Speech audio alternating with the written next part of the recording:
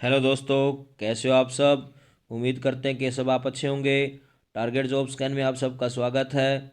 जैसा कि आपको पता है कि माँ बाप का सपना पूरा करने वाला करंट अफेयर्स आपको 8 से 10 क्वेश्चन डेली करंट अफेयर्स से संबंधित और स्टैटिक जीके से संबंधित कवर करता है। और साथ में हमारी जो सीरीज चली हुई है डेली गायत्री मंत्र में, उस गायत्री मंत्र में से 1 से 2 क्वेश्चन आपके एग्जाम में पक्का छपेगा। तो आइए हम बात करते हैं सबसे पहले मोटिवेशनल कोट के बारे में। मजबूरियां देर रात तक जगाती हैं और जिम्मेवारियां सुबह जल्दी उठा देती हैं। दोस्तों, इंसान को लगातार मेहनत करनी चाहिए, और लगातार अगर आप मेहनत करते हैं तो किसी भी फील्ड में आप मजबूर नहीं होंगे। और जो इंसान समय के साथ चलता है वो कभी भी मजबूरियों को आप कह सकते हैं पास नहीं आने देता।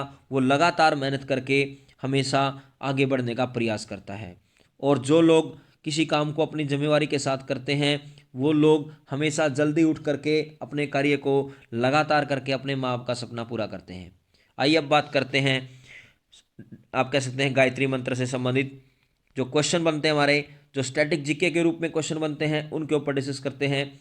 आज हम बात करेंगे अनुच्छेदों के बारे में। अनुच्छेद नंबर 1 क्या कहता है कि संघ का नाम और राज्य क्षेत्र, यानी संघ का नाम क्या है और हमारा राज्य क्षेत्र क्या है। यानी भारत में आप कह सकते हैं कितने राज्य हैं, कितने केंद्र शासित प्रदेश हैं, इसके बारे में अनुच्छेद नंबर 1 में बताया गया है। अनुच्छेद नंबर 2 क्या कहता है कि नए राज्यों का प्रवेश या स्थापना, अगर किसी राज्य का आप कह सकते हैं नाम आप किस तरह रखना है या नए राज्य की स्थापना करनी है या उसको भारत में मिलाना है, तो उसका वर्णन किया गया है अनुच्छेद नंबर 2 में। इसी प्रकार से अगर बात की जाए अनुच्छेद नंबर 3, नए नए राज्यों का निर्माण करना, वर्तमान राज्यों के क्षेत्र में सीमाओं में और नामों में परिवर्तन करना, यानी नए राज्यों का निर्माण किया जा सकता है और किसी राज्य की सीमा घटानी है, बढ़ानी है और उसके नाम में परिवर्तन करना है, उसका वर्णन अनुच्छेद नंबर 3 में दिया हुआ है। अनुच्छेद नंबर 4 क्या कहता है कि पहली अनुसूची और चौथी अनुसूची, पहली अनुसूची में भी क्या है, संघ व राज्यों का नाम है। चौथी अनुसूची में भी क्या है कि जो राज्य है उसमें राज्यसभा की सीटों की बंटवारों के बारे में बताया गया, उसमें संशोधन किया गया तथा अनुपूर्वक और प्रमाणिक विषयों का उपबंध करने के लिए अनुच्छेद 2 और 3 के अधीन बनाई गई विधियां। यानी अनुच्छेद 2 में क्या है, नए राज्यों का प्रवेश है। अनुच्छेद 3 में क्या है, नए राज्यों का निर्माण और वर्तमान राज्य के क्षेत्रों और सीमाओं का नाम में परिवर्तन करना। ये दोनों ही विधियां इस अंतर्गत बनाई गई हैं और ऐसा वर्णन किस अनुच्छेद में किया गया है, अनुच्छेद नंबर 4 में किया गया है। इसके साथ साथ अगर बात की जाए, अनुच्छेद नंबर 5 है संविधान के प्रारंभ पर नागरिकता, यानी नागरिकता का प्रावधान किस अनुच्छेद में है, अनुच्छेद नंबर 5 में है।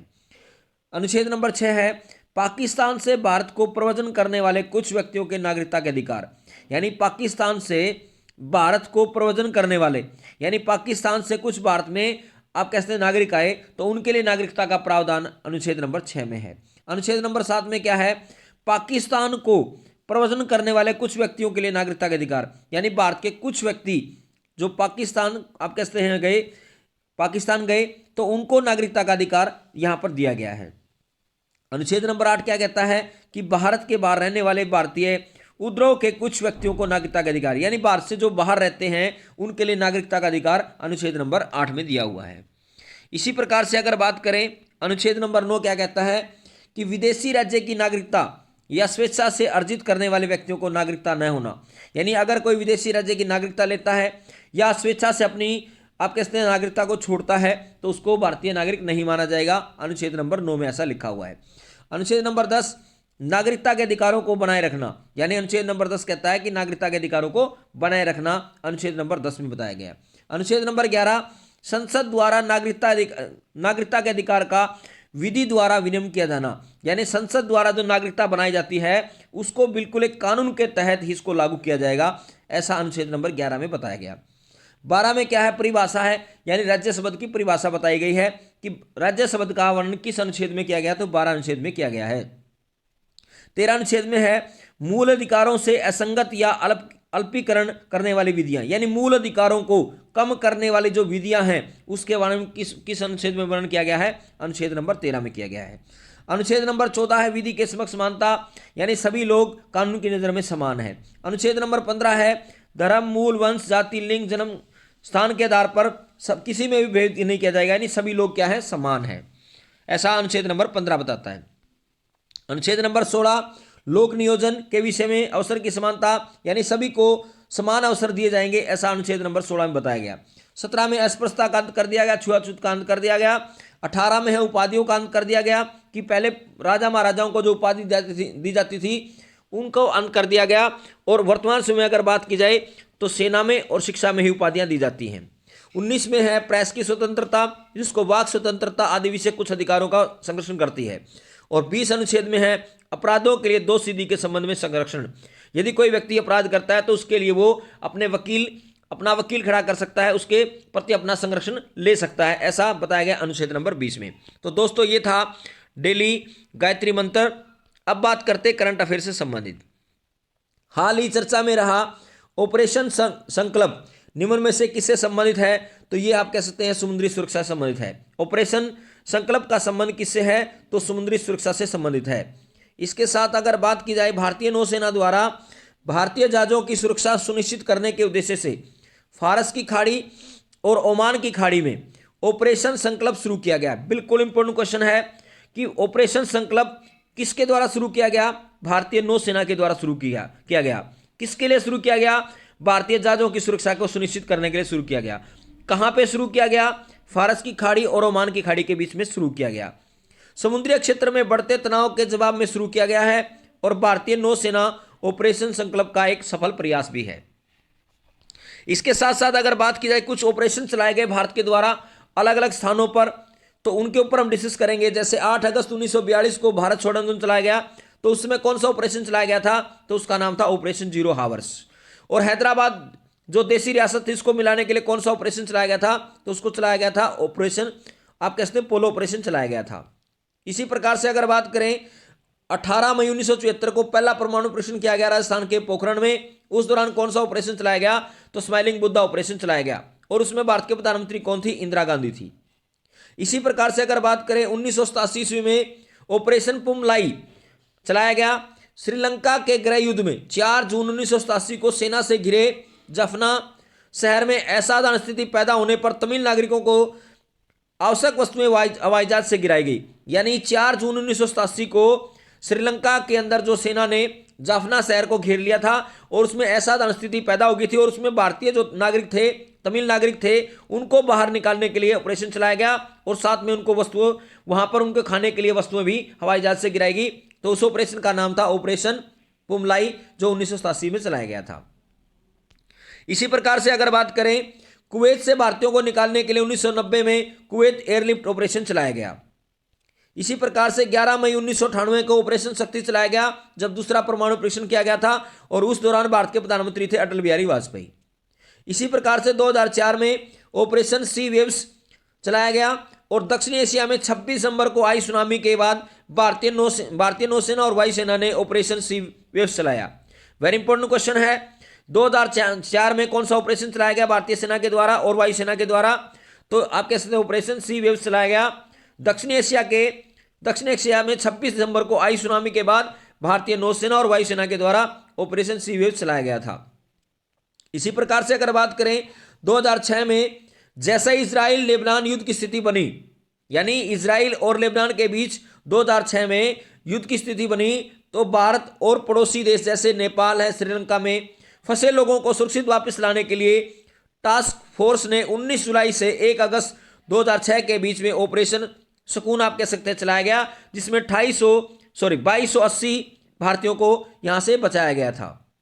इसी प्रकार से अगर बात करें भारत सरकार ने 26 फरवरी 2011 को लीबियाई सिविल वार में फंसे भारतीयों को नागरिकों को निकालने के लिए सुरक्षित घर वापसी ऑपरेशन चलाया गया। इसी प्रकार से अगर बात करें 2015 में नेपाल में आए भूकंप में फंसे भारतीयों को निकालने के लिए वायुसेना के द्वारा ऑपरेशन मैत्री चलाया गया। 2015 में ही अगर बात की जाए यमन में फंसे भारतीयों को निकालने के लिए ऑपरेशन राहत चलाया गया।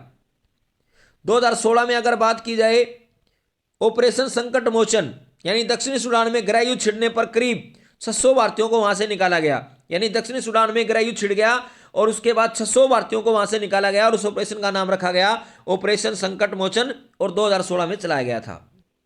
इसी प्रकार से अगर बात करें 2017 में ऑपरेशन इंसानियत चलाया गया। बांग्लादेश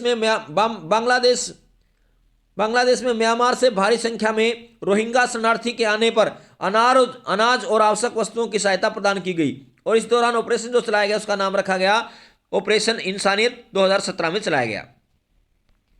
अफगानिस्तान से भारतीयों को निकालने के लिए 2021 में ऑपरेशन देवी शक्ति चलाया गया। यूक्रेन में फंसे भारतीयों को निकालने के लिए 2022 में ऑपरेशन गंगा चलाया गया। वेरी इंपॉर्टेंट क्वेश्चन है। ऑपरेशन कावेरी सूडान में फंसे भारतीयों को निकालने के लिए 2023 में भारत सरकार द्वारा चलाया गया। और ऑपरेशन दोस्त की अगर बात की जाए 2023 में चलाया गया। तुर्की सीरिया भूकंप के बाद 6 फरवरी 2023 को दोनों देशों को तबाह होने के बाद सीरिया और तुर्की की सहायता के लिए भारत सरकार द्वारा ऑपरेशन चलाया गया था। इसी प्रकार से अगर बात करें 2023 में ही इजराइल और फिलिस्तीनी में मौजूद भारतीय लोगों को वापस लाने के लिए ऑपरेशन अजय चलाया गया। वेरी इंपॉर्टेंट आप कहते हैं ये ऑपरेशन है जो भारतीयों के द्वारा चलाया गया था। जितने भी अभी तक मैंने ऑपरेशन आपको अभी तक बताए हैं वो हर एग्जाम में कहीं ना कहीं 1 से 2 क्वेश्चन आपको जरूर देखने को मिल जाएंगे। इसी प्रकार से अगर बात करें राष्ट्रीय खो खो चैंपियनशिप 2023-24 का पुरुष टाइटल खिताब किसने जीता, तो ये जीता महाराष्ट्र ने। और महाराष्ट्र की राजधानी मुंबई को आर्थिक राजधानी के नाम से जाना जाता है। मध्य प्रदेश को सोया प्रदेश कहा जाता है और मध्य प्रदेश में ही सबसे ज्यादा अनुसूचित जनजाति भी रहती है। उत्तर प्रदेश की राजधानी लखनऊ को नवाबों का शहर कहा जाता है और ये गोमती नदी पर स्थित है। इसी प्रकार से अगर बात करें 56वीं राष्ट्रीय खो खो चैंपियनशिप 2023-24 में महाराष्ट्र की टीम ने क्लीन स्वीप करते हुए पुरुष और महिला वर्ग दोनों में आप कह सकते हैं खिताब जीत लिया है। इस चैंपियनशिप का आयोजन दिल्ली के करनेल सिंह स्टेडियम और इंदिरा गांधी इंडोर स्टेडियम में किया गया और विजेता टीम को 3 लाख रुपए नगद और एक ट्रॉफी मिली। इसके साथ साथ अगर बात की जाए खेलो इंडिया यूनिवर्सिटी गेम्स 2024 का उद्घाटन समारोह गुवाहाटी के सुरुसजाई स्पोर्ट्स कॉम्प्लेक्स में होगा। यानी 2024 में खेलो इंडिया यूनिवर्सिटी गेम्स जो है गुवाहाटी में आप कहते हैं सुरुसजाई स्पोर्ट्स कॉम्प्लेक्स में होगा, जबकि समापन हुआ इसका 29 फरवरी को इसका समापन हो चुका है। और चंडीगढ़ की पंजाब यूनिवर्सिटी 2024 की विजेता बनी। अगर पूछा जाए कि खेलो इंडिया यूनिवर्सिटी गेम्स की विजेता कौन सी यूनिवर्सिटी बनी, तो चंडीगढ़ की पंजाब यूनिवर्सिटी आप कह सकते हैं इसकी विजेता बनी। इसके साथ साथ अगर बात की जाए 2024 में खेलो इंडिया यूनिवर्सिटी गेम्स के शुभंकर यानी तितली के आकार में अष्टलक्ष्मी का उल्लेख किया गया है। यानी 2024 का खेलो इंडिया यूनिवर्सिटी गेम्स का शुभंकर क्या है, तो तितली के आकार में अष्टलक्ष्मी का उल्लेख किया गया है। खेलो इंडिया स्कूल गेम्स का नाम बदलकर खेलो इंडिया यूथ गेम्स कब कर दिया गया, 2019 में कर दिया गया। वेरी इंपॉर्टेंट क्वेश्चन है। यानी खेलो इंडिया स्कूल गेम्स का नाम बदलकर 2019 में खेलो इंडिया यूथ गेम्स कर दिया गया। इसी प्रकार से अगर बात करें 2023 में खेलो इंडिया यूनिवर्सिटी गेम्स में पंजाब यूनिवर्सिटी विजेता बनी। यानी 2023 में भी आप कह सकते हैं पंजाब यूनिवर्सिटी विजेता बनी थी खेलो इंडिया यूनिवर्सिटी गेम्स में। 2024 में भी आप कह सकते हैं पंजाब यूनिवर्सिटी ही विजेता बनी। और जो 2023 में खेलो इंडिया यूनिवर्सिटी गेम्स हुए थे वो उत्तर प्रदेश में आयोजित किए गए थे। ओडिशा में आयोजित 2020 उद्घाटन संस्करण में खेलो इंडिया यूनिवर्सिटी गेम में चंडीगढ़ की पंजाब यूनिवर्सिटी आपके स्तर विजेता बनी। यानी 2020 में खेलो इंडिया यूनिवर्सिटी गेम्स में विजेता कौन सी बनी, तो चंडीगढ़ की पंजाब यूनिवर्सिटी बनी। और कर्नाटक की जैन यूनिवर्सिटी अगर बात की जाए तो 2021 में जो खेलो इंडिया यूनिवर्सिटी गेम्स हुए थे उसमें कर्नाटक की जैन यूनिवर्सिटी आप कह सकते हैं विजेता बनी। इसी के साथ अगर बात की जाए कार्गो वॉल्यूम के मामले में भारत का सबसे बड़ा बंदरगाह कौन सा बन गया है, तो ये बन गया आप कह सकते हैं पारादीप। और पारादीप बंदरगाह कहां पर है, ये आप कह सकते हैं उड़ीसा में है। दीनदयाल बंदरगाह कहां पर है, गुजरात में है, क्योंकि कांदला बंदरगाह का नाम चेंज करके क्या कर दिया गया, दीनदयाल बंदरगाह कर दिया गया। और कांदला बंदरगाह भी कहां पर है, गुजरात में ही है। और मैंगलोर बंदरगाह कहां पर है, कर्नाटक में है। इसी प्रकार से अगर बात करें हम यहां पर ओडिशा में राज्य के स्वामित्व वाला पारादीप बंदरगाह वित्तीय वर्ष 2024 में 145.38 मिलियन टन कार्गो थ्रूपुट के साथ कार्गो वॉल्यूम के मामले में भारत का सबसे बड़ा प्रमुख बंदरगाह बन गया है। और इस मामले में पोर्ट ने गुजरात में दीनदयाल बंदरगाह प्राधिकरण के पीछे छोड़ दिया है। यानी इससे पहले आप कह सकते हैं कौन था, तो दीनदयाल बंदरगाह इस प्राधिकरण में आप कह सकते हैं सबसे प्रथम स्थान पे था। अब कौन हो चुका है, तो आप कह सकते हैं पारादीप इसमें बंदरगाह जो आप कह सकते हैं इसमें प्रथम स्थान पे हो चुका है। इसी प्रकार से अगर बात करें सिगमंड फ्रायड रेखा फ्रांस और जर्मनी के बीच स्थित है। भारत और पाकिस्तान के बीच रेडक्लिफ सीमा रेखा है। भारत और चीन के बीच में मैकमोहन सीमा रेखा है। पाकिस्तान अफगानिस्तान के बीच में डुरंड सीमा रेखा है। भारत और बांग्लादेश के बीच में 3 बीघा कॉरिडोर है। भारत और श्रीलंका के बीच में पाक जल संधि और मन्नार की खाड़ी या पाक स्टेट है। इसी प्रकार से अगर बात की जाए ओडरनीशे सीमा रेखा पोलैंड और पूर्वी जर्मनी के बीच स्थित है। बांग्लादेश और भारत के बीच 4096 किलोमीटर की सीमा लगती है और उसके दौरान अगर बात की जाए तो ऑपरेशन शून्य रेखा उन दोनों के बीच में स्थित है। इसी प्रकार से अगर बात की जाए भारत और भूटान के बीच के सीमा स्थान है दो चुला पास और यह हिमालय का सबसे ऊंचा दर्रा भी है जो दो देशों के बीच की सीमा का हिस्सा है। मैजिनोट अगर बात की जाए रेखा किस किस के बीच में है तो यह फ्रांस और जर्मनी के बीच में स्थित है। 17वीं समांतर रेखा की अगर बात की जाए तो उत्तरी वियतनाम और दक्षिणी वियतनाम के बीच में है। 49वीं समांतर रेखा की बात की जाए तो अमेरिका और कनाडा के बीच में स्थित है। इसी प्रकार से अगर बात की जाए हिंडनबर्ग जर्मनी और पोलैंड के बीच बात करने वाली सीमा रेखा है। 49वीं अगर सीमांत रेखा की बात की जाए तो अमेरिका और कनाडा के बीच में है जो विश्व की सबसे शांत सीमा रेखा भी है। 38वीं सीमांत रेखा की बात की जाए तो उत्तरी कोरिया और दक्षिणी कोरिया के बीच में स्थित है। दोस्तों जितनी भी मैंने अभी तक ये आपके अंतरराष्ट्रीय सीमाएं बताई हैं बड़ी इंपॉर्टेंट है और एग्जाम में यहां से 1 से 2 क्वेश्चन जरूर आपको देखने को मिल जाता है। इसके साथ हम बात करते हैं हाल ही में हिंदुस्तान एरोनॉटिक्स लिमिटेड ने किस देश को 2 डोनियर 228 विमान सौंपे हैं तो ये सौंपे हैं गुयाना को। इसी प्रकार से बात की जाए हिंदुस्तान एरोनॉटिक्स लिमिटेड ने हाल ही में गुयाना सुरक्षा बल को 2 डोनियर 228 विमान सौंपे हैं। गुयाना के राष्ट्रपति मोहम्मद इरफान अली ने इस बात की आपके जानकारी दी है। उन्होंने इससे पहले भारत में HAL सुविधा का दौरा किया था और गुयाना दक्षिण अमेरिका में एक उत्तरी अटलांटिक तट पर बसा हुआ एक देश है। यानी आप कह सकते हैं हिंदुस्तान एरोनॉटिक्स लिमिटेड जो आप कहते हैं इसने हाल ही में गुयाना सुरक्षा बल को 2 डोनियर 228 विमान सौंपे हैं। और कई बार क्वेश्चन पूछा जाएगा कि गुयाना के राष्ट्रपति कौन है तो उनका नाम है मोहम्मद इरफान अली। इसके साथ अगर बात की जाए रूसी अंतरिक्ष यात्री ओलेग कोनोनेको 878 दिन यानी लगभग 2.5 साल तक आप कह सकते हैं अंतरिक्ष में उन्होंने समय बिताया है और यह भी आप कह सकते हैं एक विश्व रिकॉर्ड भी बन चुका है। रूस 2024 में ब्रिक्स की अध्यक्षता करेगा। इसी प्रकार से अगर बात की जाए अब्देल फतेह अल सीसी ने किस देश के राष्ट्रपति के रूप में शपथ ली तो आप कहते हैं मिस्र देश के राष्ट्रपति के रूप में शपथ ली। इसी प्रकार से अगर बात की जाए अब्देल फतेह अल सीसी ने मिस्र के राष्ट्रपति के रूप में अपने तीसरे कार्यकाल के लिए शपथ ली। राष्ट्रपति सीसी ने दिसंबर 2023 में राष्ट्रपति के चुनाव में 88.6% वोटों से आप कैसे जीत हासिल की थी और इसी के साथ अल सीसी साल 2030 तक अरब क्षेत्र के तीसरे सबसे अधिक आबादी वाले देश के राष्ट्रपति भी रहेंगे। यानी इनका कार्यकाल कितना होगा 2030 तक होगा और ये अरब देश के तीसरे सबसे अधिक आबादी वाले देश के राष्ट्रपति भी बने रहेंगे। इसी प्रकार से अगर बात की जाए 3 दिसंबर 1984 को भोपाल गैस त्रासदी कांड किया गया और इसमें मिथाइल आइसोसाइनेट गैस का रिसाव हुआ था। मिनीमाता रोग पारे से संबंधित है और यह सर्वप्रथम मिनीमाता खाड़ी देश में देखा गया था। भारत का प्रथम भूकंप चेतावनी प्रणाली केंद्र 2015 में उत्तराखंड में स्थापित किया गया। हेनले पासपोर्ट रिपोर्ट के अनुसार अगर बात की जाए 2023 में फ्रांस जो आप कह सकते हैं सबसे शीर्ष स्थान पर है और भारत का इसमें 85वां स्थान है। यानी सबसे बढ़िया पासपोर्ट किसका है तो फ्रांस का है और भारत का इसमें स्थान कौन सा है तो 85वां इसमें भारत का स्थान है। ग्लोबल रिमोट वर्क इंडेक्स में डेनमार्क आप कहते हैं सबसे प्रथम स्थान पर है और हंगर इंडेक्स 2023 में भारत का स्थान कौन सा है 111वां स्थान है। इसी प्रकार से अगर बात की जाए भारत का पहला समुद्री पार्क कच्छ की खाड़ी राष्ट्रीय उद्यान है जो गुजरात में है और भारत का तैरता हुआ राष्ट्रीय पार्क काबुल लामजाओ मणिपुर में स्थित है।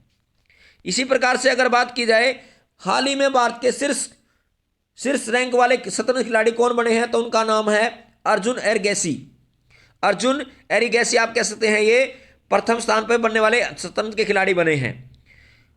भारत के युवा शतरंज खिलाड़ी अर्जुन एरिगैसी भारत के शीर्ष रैंक वाले शतरंज खिलाड़ी बन गए हैं। 2756 की मानक रेटिंग के साथ एरिगैसी दुनिया की 9वें स्थान पर हैं। उन्होंने इस मामले में 5 बार के विश्व चैंपियन विश्वनाथ आनंद को पीछे छोड़ा है और फिडे रैंकिंग में 21 वर्षीय अर्जुन के बाद दूसरे भारतीय रैंकर जो बने हैं उनका नाम है विश्वनाथ आनंद। यानी दूसरे स्थान पे कौन बन गए हैं तो विश्वनाथ आनंद बन गए हैं और पहले स्थान पे अगर बात पूछी जाए तो कौन बन गए हैं अर्जुन एरिगैसी बन चुके हैं। इसी प्रकार से कुछ घास के मैदान है जो बार बार आपके एग्जाम में पूछे जाते हैं जैसे शीतोष्ण कटिबंध घास के मैदान में अगर बात की जाए तो प्रेरीज घास के मैदान कहां पर है उत्तरी अमेरिका में जो शीतोष्ण कटिबंध घास के मैदान है। इसी प्रकार से अगर बात की जाए पंपास घास के मैदान कहां पर अर्जेंटीना में है। वेल्ड आप कह सकते हैं घास के मैदान कहां पर अफ्रीका में है। पुस्टाज घास के मैदान कहां पर हंगरी में है। कैंटबेरी कहां पर है न्यूजीलैंड में है। स्टेपीज आप कह सकते हैं एशिया महाद्वीप में। डाउन्स अगर बात की जाए तो ऑस्ट्रेलिया में है। इसी प्रकार से उष्णकटिबंधीय घास की बात की जाए तो सवाना आप कह सकते हैं अफ्रीका में है। पटना आप कह सकते हैं घास के मैदान श्रीलंका में है। लानोस घास के मैदान वेंजुला और कोलंबिया में है। सेल्वास घास के मैदान अर्जेंटीना में है। और पेडग घास के मैदान मलेशिया में है। और कंपोस घास के मैदान ब्राजील में है। तो यहां से भी हर बार 1 से 2 क्वेश्चन आपको देखने को जरूर मिल जाता है। दोस्तों अगर आपको हमारी मेहनत अच्छी लग रही हो तो हमारे चैनल को सब्सक्राइब करें, ज़्यादा से ज़्यादा शेयर करें, लाइक करें, कमेंट करें। और आप कह सकते हैं टेलीग्राम चैनल का लिंक आपको वीडियो के डिस्क्रिप्शन में मिल जाएगा। दोस्तों आप इन वीडियो को शेयर किया करो, इससे हमें हौसला मिलता है और हम लगातार मोटिवेट होकर के आपके लिए अच्छे से अच्छे क्वेश्चन यहाँ पर आपको प्रोवाइड करवाते हैं। दोस्तों अपने माता पिता का सम्मान करें, देश के जवानों का सम्मान करें, हमेशा मुस्कुराते रहें, हंसते रहें और टारगेट जॉब स्कैन को आप सब्सक्राइब करें और ज़्यादा से ज़्यादा शेयर करें। धन्यवाद।